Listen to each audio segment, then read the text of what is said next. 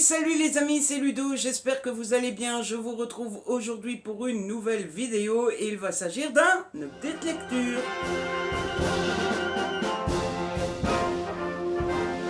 En effet, comme d'habitude, je viens de lire 4 livres et comme d'habitude, je n'attends pas plus longtemps pour vous en parler et je vous l'avais dit l'autre jour, même en ce mois de décembre, je continue à vous tourner des petites updates lectures.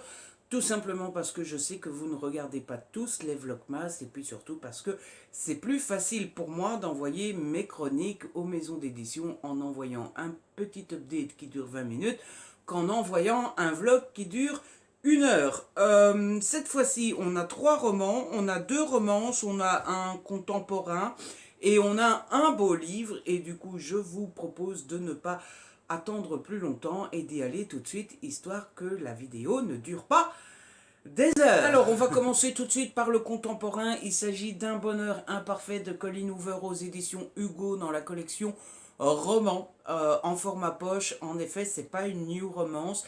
Donc c'est un Colleen Hoover, je ne sais pas vous, mais moi Colleen Hoover réveille toujours de super souvenirs en moi. C'est quand même quelqu'un dont la réputation n'est plus à faire, on aime tous Colleen Hoover et du coup quand j'ai l'occasion de découvrir un de ses nouveaux titres, je n'hésite pas longtemps et je dois dire que j'ai bien fait de commencer et de lire plutôt ce livre parce que j'ai vraiment beaucoup aimé.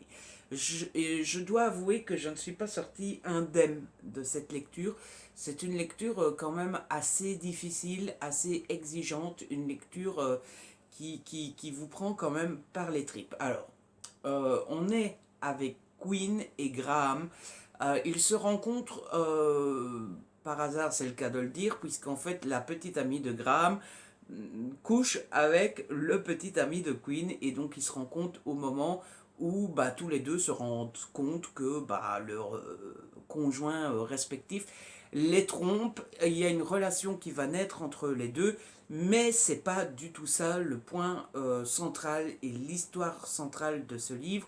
L'histoire centrale, c'est le besoin de maternité de Quinn, son besoin d'avoir un enfant, son envie d'avoir un enfant. Et évidemment, sinon il n'y aurait pas vraiment d'histoire, elle n'y arrive pas. Ce livre m'a beaucoup bouleversé parce que forcément le thème du livre est quand même terrible, il est dur, il prend aux tripes. Parce que forcément quand vous avez pas, quand vous n'arrivez pas à avoir l'enfant que vous voulez, eh bien c'est quelque chose de, ça doit être tellement, mais tellement dur à traverser et à vivre que j'ai eu beaucoup d'empathie pour Quinn et j'ai essayé tant bien que faire se peut. Je sais pas si c'est très français ça, mais bon. J'ai essayé au mieux que je pouvais de me mettre à sa place et déjà rien qu'essayer de me mettre à sa place, c'était déjà l'horreur.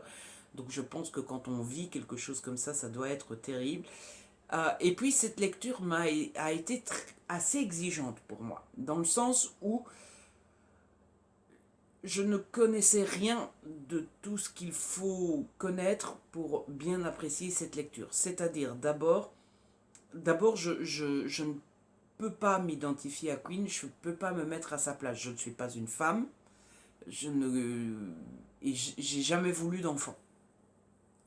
Donc déjà, rien que ces 2 points-là, c'est compliqué pour moi de me mettre à sa place. Mais en plus de ça, il y a tout un tas de choses que je ne connais pas et que je ne sais pas. Et prenez le seul exemple de comment on fait les bébés. Bon, je sais comment on fait les bébés, mais comment on fait les bébés quand on n'arrive pas à faire des bébés? J'y connais rien. Tous les trucs de moments où on est en ovulation, il faut coucher à tel moment, il faut faire ça, il faut faire ça, il faut prendre tel médicament, etc. etc. Moi, j'y connais rien. Prenez la biologie de la femme, j'y connais pas grand chose.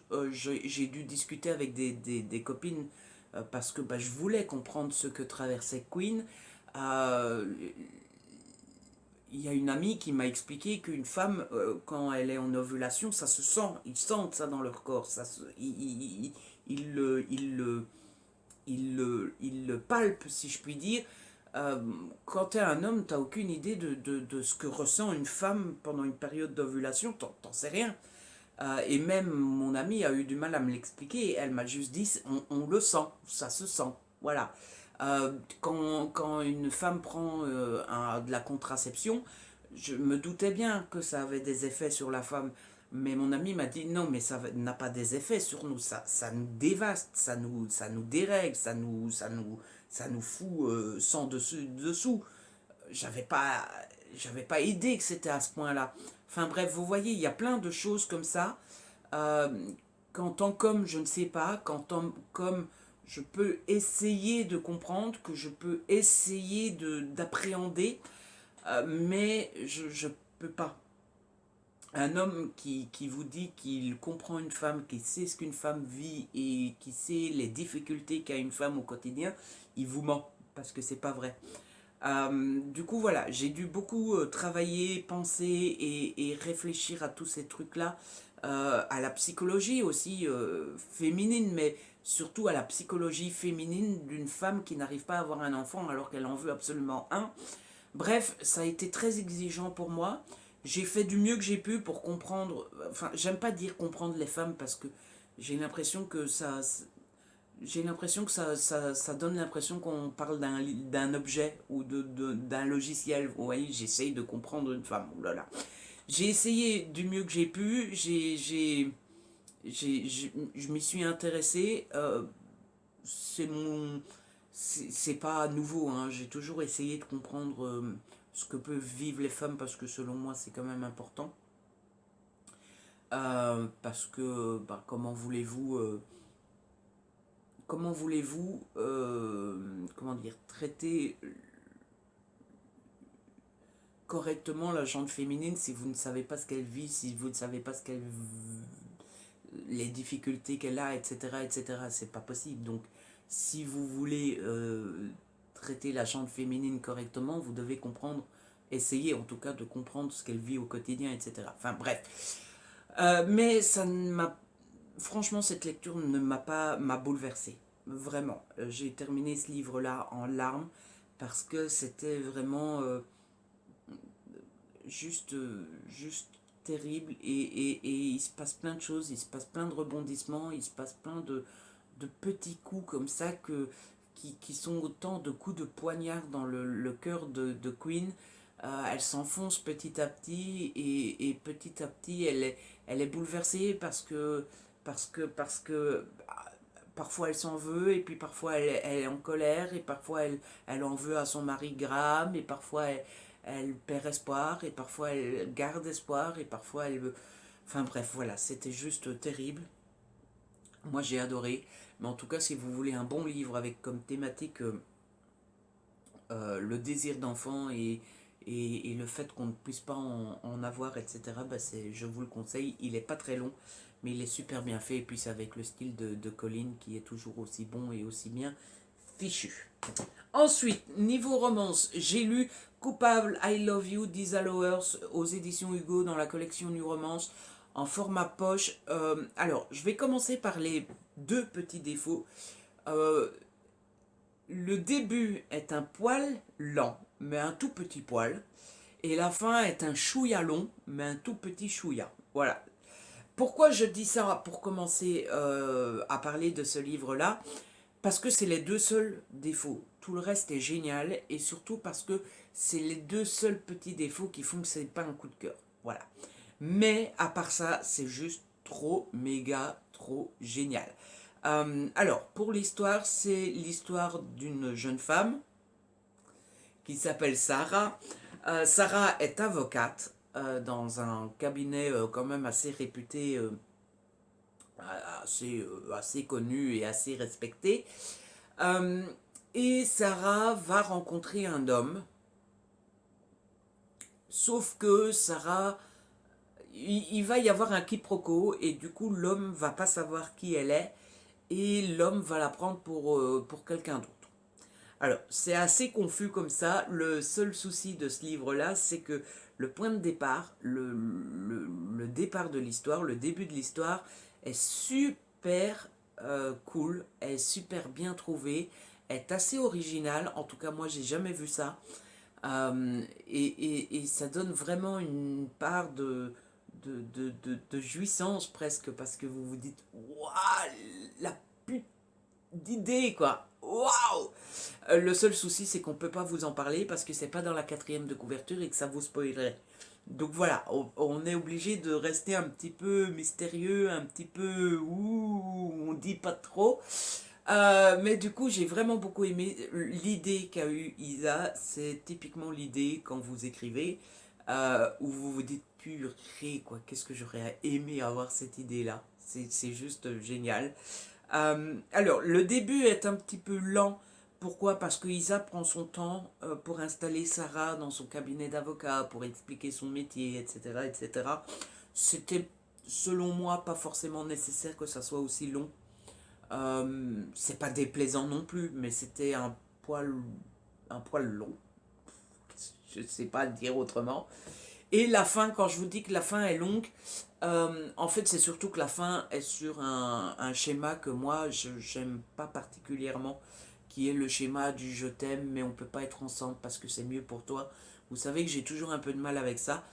Pour autant, d'habitude je déteste ce schéma-là. Là, je l'ai pas détesté. Je l'ai pas aimé non plus, parce qu'on ne peut pas passer d'un extrême à l'autre, mais c'est quand même passé. C'est juste que bah, du coup, le temps m'a paru un petit peu long. J'ai beaucoup aimé le style d'Isa.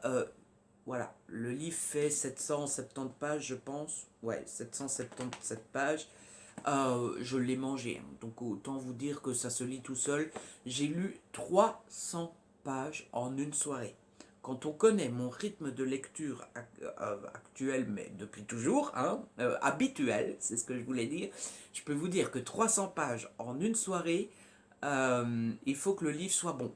Parce que pour moi, lire autant en une soirée, donc voilà, j'ai lu 300 pages en une soirée, 200 l'autre soirée et encore 200 la soirée d'après.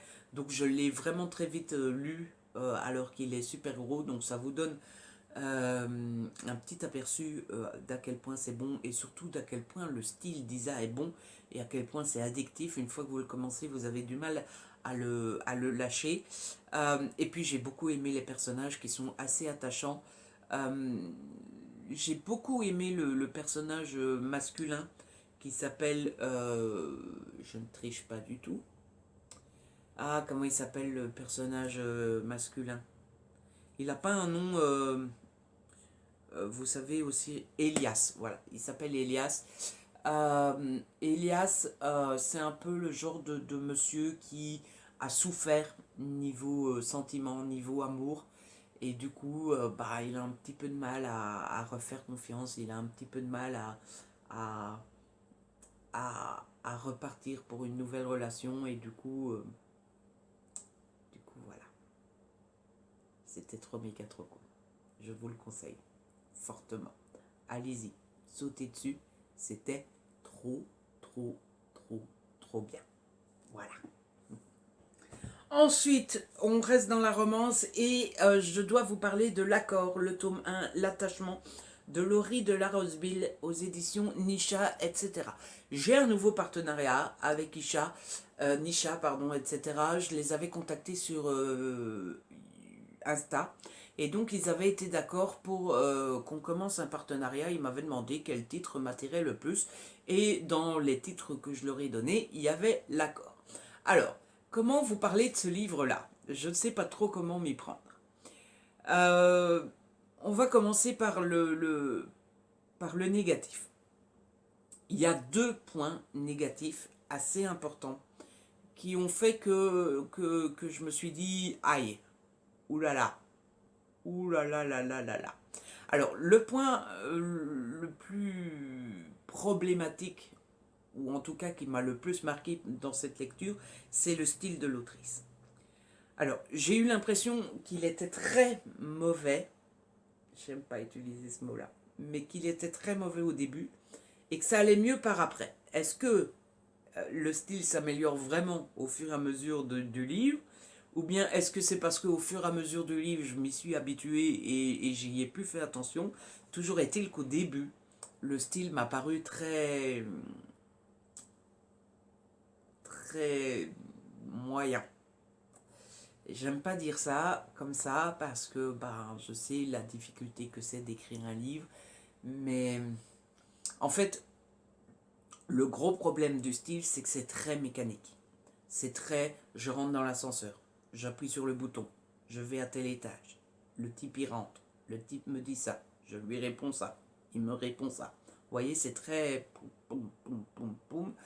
Il y a une scène qui m'a marqué particulièrement, c'est la toute première fois où elle va à son travail, qu'elle rencontre un type qui travaille là et qui se met à discuter. C'est très poum poum poum et j'ai trouvé que ça marquait vraiment, ça m'a vraiment marqué. Et puis la deuxième chose sur le style, c'est qu'il y a des répétitions. Et autant quand il y en a une ou deux, on ne, souvent on ne s'en rend même pas compte, autant là quand même, je pourrais sans doute vous retrouver le passage, hein, c'est au tout début, il y a 4 fois le mot journée en une phrase et demie. Et quand dans une phrase et demie vous rencontrez 4 fois le même mot, ça vous... Voilà, vous voyez, je vous le... Ah ouais. Donc voilà, c'était assez dérangeant le style.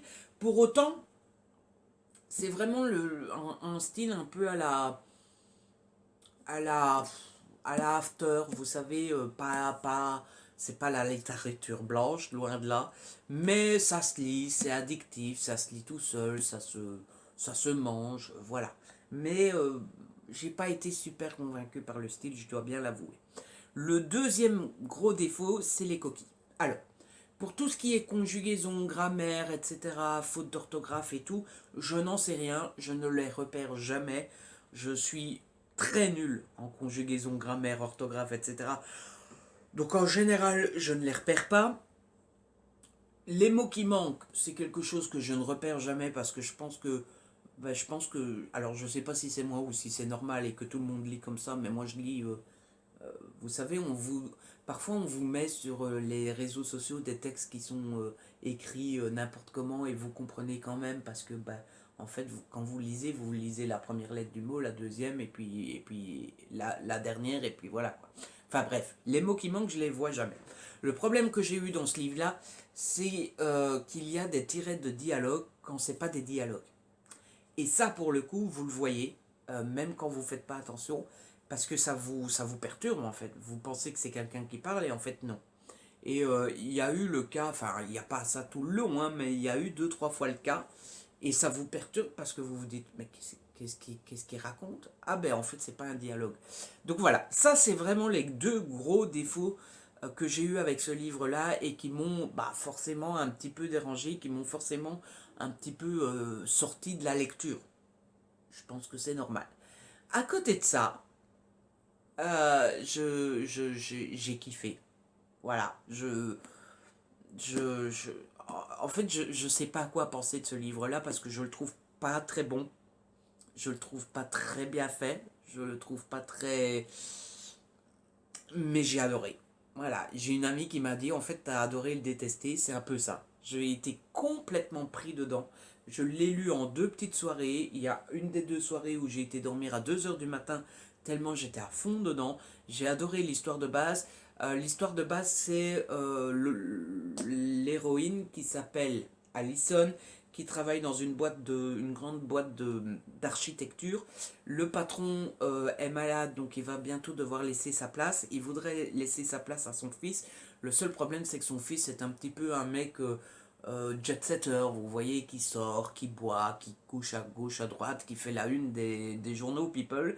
Et donc le patron sait très bien que s'il part en laissant la place à son fils, ça n'ira pas parce que les actionnaires du groupe vont leur piquer la place parce qu'ils vont pas accepter que le gamin qui fait la une des magazines People dirige le groupe. Donc, il faut absolument qu'on arrive à le calmer, le Derek. Je pense que c'est Derek le type. Ouais. De l'autre côté, Allison, elle a perdu ses parents très jeunes et donc elle a la garde de ses frères et sœurs. Et donc elle élève toute seule ses frères et sœurs alors qu'elle a à peine 20 ans. Quoi. Donc bon, elle a un petit peu des problèmes niveau sous-sous. Et donc le président du groupe d'architecture va proposer un contrat.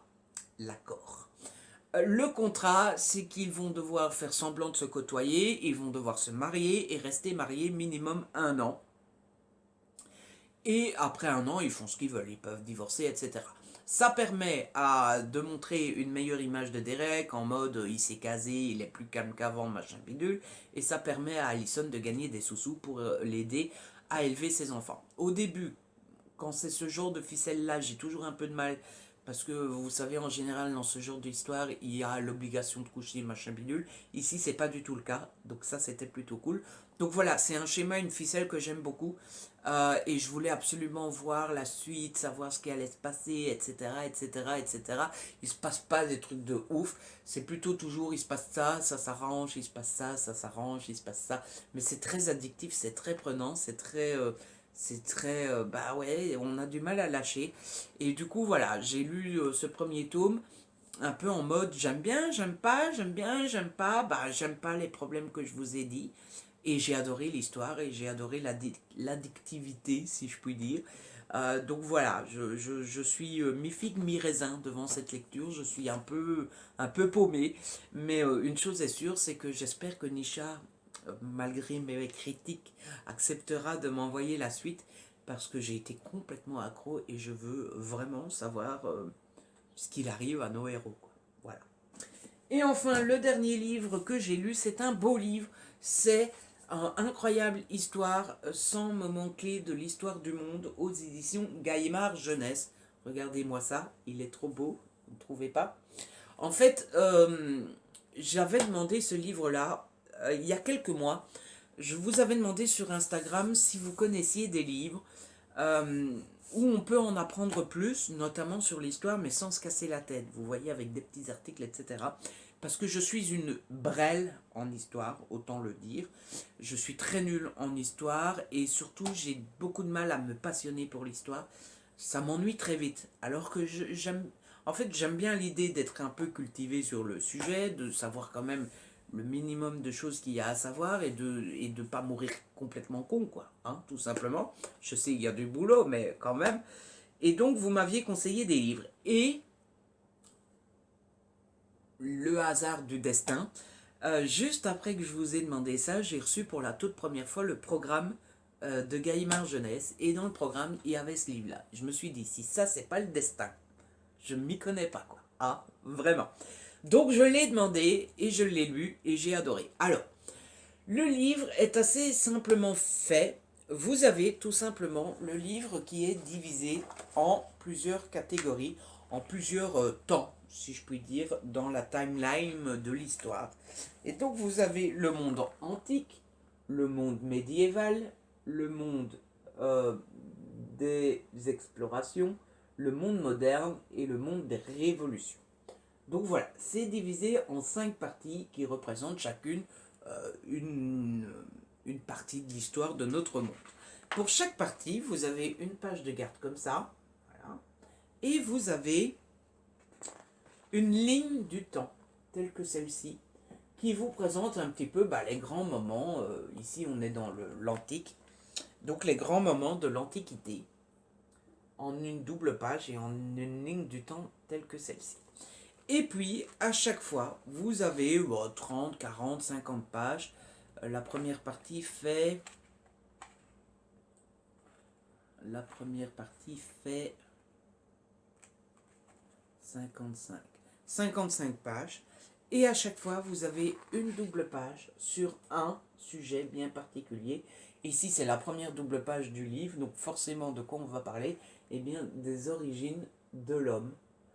Et en général, ce n'est pas toujours le cas, mais en général, vous avez une grande illustration au milieu avec plein de petits textes explicatifs qui vous expliquent l'illustration du milieu et donc avec lesquels vous allez en apprendre plus.